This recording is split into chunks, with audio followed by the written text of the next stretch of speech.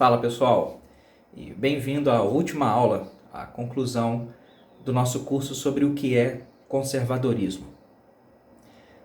Depois de tudo que foi dito até aqui, uma coisa primordial tem que ter ficado muito clara na sua mente. Se a gente pretende tornar o conservadorismo uma praxis concreta, real, o primeiro passo para isso consiste em superar a tal da teoria crítica da escola de Frankfurt e retirar o tabu do termo ideologia. Para com essa besteira, essa imbecilidade de dizer que eu sou contra ideologias. Continuar falando isso de uma maneira generalizada, isso só demonstra a intensidade da doutrinação socialista que foi embutida na sua mente e que você insiste em manter lá. Ideologia não é persuasão, dominação, alienação da consciência humana. Ideologia é simplesmente a ciência das ideias. É a dissecação e o estudo das ideias. E existem várias ideias, algumas são boas, outras são ruins, outras são péssimas. E dentro desse universo de ideias possíveis, o conservadorismo é só mais uma delas. Só que quando a gente para, a gente se detém para analisar o conjunto de valores que compõem o entendimento sobre o que é conservadorismo, a gente pode dizer que no mundo das idealizações políticas humanas, o conservadorismo é uma das mais nobres e inspiradoras de todas. É evidente que outros entendimentos políticos e ideológicos devem surgir no futuro e eles vão acabar aprimorando ainda mais isso aí que a gente concebeu e que a gente atualmente entende por conservadorismo. Mas neste momento da nossa história, eu considero a filosofia conservadora um exemplo, uma codificação, capaz de reunir debaixo de um mesmo guarda-chuva as melhores ferramentas possíveis para o florescimento do caráter e para a prosperidade de uma sociedade fundada em princípios como verdade, justiça, liberdade, respeito. Quando o conservadorismo mede as suas intenções utilizando esse tipo de régua virtuosa, o temperamento de quem é conservador ele acaba tendendo a valorizar a honra, a responsabilidade, a disciplina, a sabedoria, o equilíbrio e uma forma saudável de individualismo. O temperamento do conservador ele tem essa predileção pelas coisas como elas são, pela maior proximidade possível com a realidade e a sabedoria. E também carrega um certo senso absoluto de dever, com essas obrigações civis que a gente considera moralmente boas e corretas. Os posicionamentos mais radicais, os radicalismos, eles são movimentos típicos da juventude. O conservadorismo ele é diferente porque ele é uma aptidão inconfundível de pessoas maduras, pessoas sensatas, que descobriram de fato o que é digno e precioso. Pessoas que têm a perseverança para poder promover mudanças graduais no que precisa ser melhorado, ao invés de se aventurar aí em saltos imprudentes e revolucionários.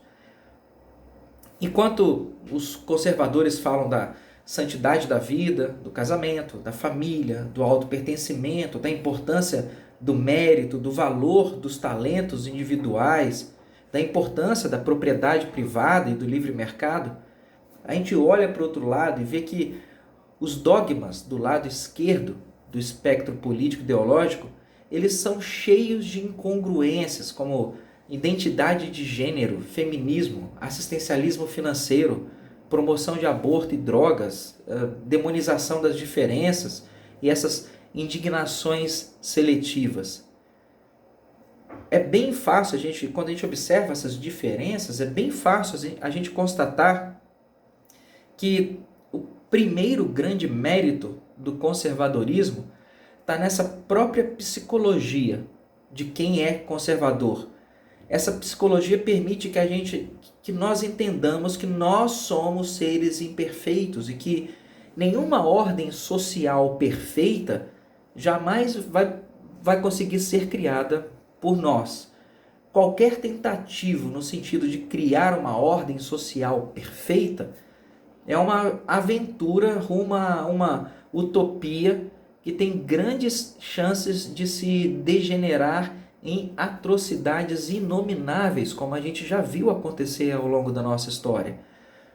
Tudo que a gente pode esperar, de uma maneira sensata, tudo que a gente pode esperar da humanidade é que a gente seja capaz de construir uma sociedade razoavelmente ordenada, onde alguns males e injustiças, infelizmente, vão continuar acontecendo. Eu não sou o dono da verdade, minhas definições de conservadorismo elas estão longe de ser absolutas, né? E dentro do próprio conservadorismo existem diversas vertentes com limites não muito bem demarcados que expressam e defendem conceitos que muitas vezes se sobrepõem. Elas parecem diferentes na superfície, mas de um modo geral, se você olhar com bastante cuidado, você vai ver que todas essas vertentes elas seguem de uma maneira ou de outra os 7 pilares que foram descritos nesse curso. Qualquer que seja a trilha que o conservador está seguindo, se ele for conservador, você vai perceber que ele considera que a proteção da unidade familiar, da propriedade privada, da liberdade religiosa, do autopertencimento individual dentro de um Estado de direito, todas essas coisas não são só elementos valiosos, mas são essenciais para o sucesso econômico, para a defesa da pátria e para o florescimento do caráter nas gerações presentes e futuras. Independente da vertente do conservadorismo, a gente acaba encontrando esses valores, esses pilares dentro delas todas. Especificamente no Brasil, é importante a gente compreender as forças que resultaram no engajamento político, no renascimento desse conservadorismo. A hegemonia socialista comunista na nossa política, na educação, nas cortes judiciais, na mídia e na cultura, ela não poderia ter outro resultado que não fosse essa resposta de mesma intensidade em um sentido oposto. A gente foi tão empurrado para um lado que agora a gente resolveu empurrar de volta. Então, as pressões que mantiveram o conservadorismo preso como se ele fosse um vulcão, elas chegaram a atingir níveis insuportáveis agora, no começo do século XXI. E provavelmente foi isso que fez com que o conservadorismo rompesse a espiral do silêncio, que a gente havia sido sentenciado aí durante décadas, e acabou resultando na eleição de Jair Bolsonaro para a presidência da República e na proliferação de várias entidades da sociedade organizada que começaram a se agrupar debaixo da bandeira do conservadorismo. Roger Scruton, num ensaio chamado Conservatism and the Conservatory, publicado no National Review em dezembro de 2015.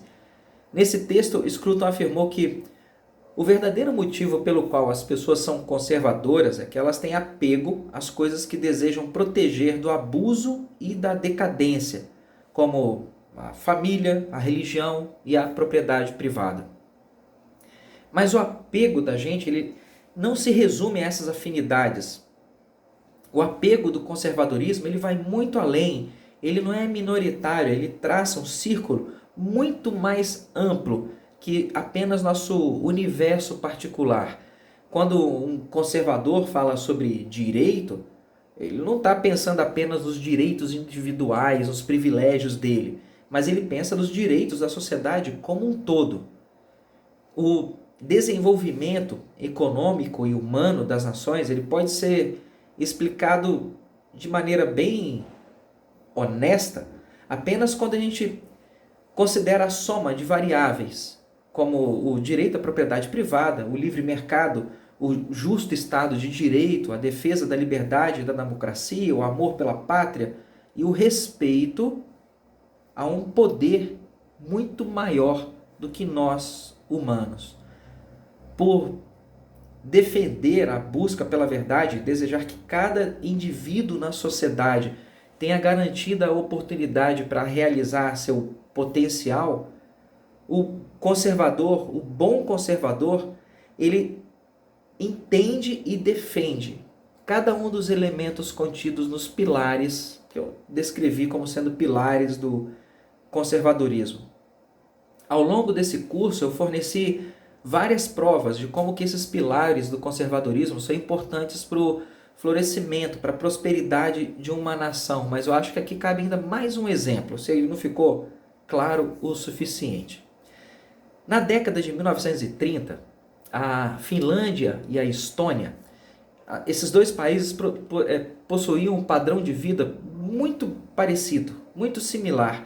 Esses dois países, na verdade, eles são praticamente vizinhos. A capital finlandesa, Helsinki, está a 80 quilômetros de distância de Tallinn, ou Tallinn, né, que é a capital da Estônia. Tem ali o estreito da Estônia ali. Apesar da Estônia ser geograficamente um país báltico, ela está para baixo da Finlândia, ela se considera um país nórdico, né? Como se fosse a Finlândia, Noruega e Suécia, a Estônia está lá no meio delas. Não é para menos que eles se considerem nórdicos, porque estonianos e finlandeses eles possuem idiomas com raízes linguísticas comuns, eles possuem culturas bem parecidas e compartilham valores sociais bem semelhantes. Todavia, no ano 2000, um trabalhador finlandês médio ele recebia 5 vezes mais que um trabalhador estoniano médio. O motivo para isso é bem simples. No ano de 2000, a Estônia estava recém-saída de 50 anos de um casamento opressor com um regime comunista soviético brutal. Em junho de 1940, a Estônia ela foi ocupada pelo Exército Vermelho, segundo lá o pacto de não agressão que foi feito entre alemães e soviéticos. Nesse pacto de não agressão, chamado Pacto Molotov-Ribbentrop, os dois regimes totalitários, os alemães e os soviéticos, eles dividiram o leste europeu em esferas de influência. Um ano depois dessa divisão, em 1941, o exército nazista invadiu a União Soviética e ocupou a Estônia até 1944. Em 1944, os soviéticos voltaram e reconquistaram o país. Foi só na década de 1980 que a Estônia finalmente recuperou sua independência, na verdade, década de 90, 20 de agosto de 91. Isso são 51 anos debaixo da marreta do comunismo. E isso ferrou com a Estônia. Eles levaram um bocado de tempo para recuperar o padrão de vida e se equivaler à Finlândia. Esse padrão entre medidas conservadoras, um país sob um sistema ideológico conservador, a diferença dele para um país sob um sistema ideológico comunista, a diferença das consequências disso podem ser observadas não apenas na história da Finlândia e da Estônia, mas a gente pode observar isso nas taxas de desenvolvimento das Alemanhas Ocidental e Oriental, quando a gente compara Hong Kong e Taiwan com a China, ou quando a gente compara a Coreia do Sul à Coreia do Norte. Os humanos, eles têm a capacidade de dirigir seus próprios destinos e governar a si mesmos. E o problema é que não existe qualquer certeza de que todos os humanos tenham a vontade de fazer isso. Um governo comunista, ele acha que é a função dele assumir essa vontade de comandar todo mundo. Um governo conservador, ele entende que a função dele é despertar nas pessoas o desejo de serem donas do próprio destino e fazer isso por meio do acesso à educação, da promoção da liberdade religiosa, do respeito à propriedade privada, da preservação das tradições, da justiça e da democracia. Um governo conservador ele não tem a menor intenção de ser o dono das pessoas, ele quer despertar nas pessoas a vontade de que elas sejam donas de si próprias. Porque o governo não tem condição, ele não pode, pela própria natureza do governo, ele não pode resolver todos os problemas da humanidade. Até porque o governo é parte desses problemas, né? Então, um conservador, quando ele olha isso, ele tenta distribuir as responsabilidades pelas ações entre os vários agentes da sociedade e as instituições que compõem essa sociedade. A responsabilidade pelo destino não cabe ao governo, essa responsabilidade cabe aos indivíduos, às igrejas, às escolas, às empresas, porque todos nós somos responsáveis pela manutenção da paz e da ordem. E a ninguém deveria caber o encargo exclusivo dessa capacidade. A ideologia conservadora, ela considera as heranças da tradição, as heranças culturais como normas. E por causa disso a gente aborda qualquer proposta revolucionária como se fosse o pior de todos os males políticos possíveis. Mas o conservador, ele não é reacionário. A gente está disposto a realizar as reformas sociais necessárias, até porque a única maneira de restaurar o que é bom é reformando aquilo que está ruim atualmente. Mas caso essas reformas sejam necessárias, elas têm que ser escalonadas, elas têm que ocorrer passo a passo e elas devem ser firmemente embasadas nas experiências do passado. Um conservador, ele olha essa necessidade de reformas e essa necessidade de autopertencimento e a gente prefere ver pessoas autônomas tentando resolver o problema da miséria e da pobreza no seu próprio bairro, ao invés de a gente ver um governo totalitário tentando resolver isso tudo no país inteiro numa só tacada, porque isso nunca funciona. Esse tipo de abordagem pragmática de como que a prosperidade tem que ser construída, isso mostra muito bem a natureza realista, prática do conservadorismo, em contraposição à natureza fantasiosa, abstrata e tirânica das ideologias de esquerda. Cada um dos pilares, que eu denominei, né, pilares que sustentam, que eu identifiquei, de repente você vai ver outros, mas cada um dos pilares que sustentam o conservadorismo, eles se correlacionam a uma grandeza que eu considero essencial para a construção de uma nação realmente esplêndida. O primeiro pilar, a verdade, se relaciona com a justiça. O segundo pilar, a liberdade, se relaciona à autonomia do indivíduo, ao autopertencimento. O pilar do patriotismo, ele se correlaciona à coragem. O pilar da democracia se relaciona à tolerância, ainda que ela seja um problema de vez em quando. O pilar da propriedade privada se correlaciona à meritocracia. O pilar do livre mercado se correlaciona ao progresso. E o pilar da religião, ele se correlaciona à fraternidade. O grande mérito, para mim, o grande mérito do conservadorismo como filosofia, ideologia e sistema político ideológico reside justamente na soma, no conjunto dessas virtudes. E eu considero uma grande felicidade ver finalmente esse sistema ideológico filosófico finalmente pousar em solo brasileiro. E eu rezo para que ele tenha por aqui uma existência bem honrada, bem longa e bem próspera. É isso aí, pessoal, e com isso a gente fecha esse pequeno curso sobre o conservadorismo. Na descrição desse vídeo eu vou deixar, além de um link para uma página que contém os vídeos em sequência, você também pode consultar os vídeos em sequência acionando a playlist. Aí vai ter lá o que é conservadorismo, todas as aulas vão estar na sequência. Mas eu vou deixar na descrição desse vídeo também um link onde tem essas aulas em sequência e tem também um link nessa página para você baixar um livro que é gratuito, que é a transcrição de tudo que foi dito ao longo dessas aulas. De repente, para quem gosta de ler ou sublinhar, fazer um resumo, fica mais fácil. Eu vejo vocês no próximo vídeo. Um grande abraço.